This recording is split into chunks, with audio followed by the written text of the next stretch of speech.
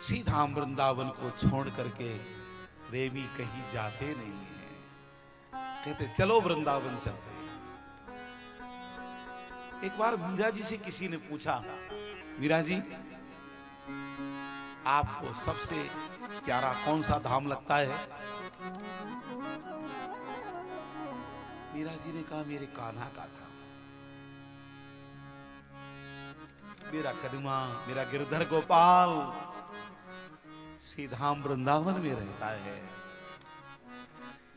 इसलिए मुझे सीधाम वृंदावन ही सबसे अच्छा लगता है। क्योंकि वृंदावन सोबन नहीं, नंद गाँव सो गाँव,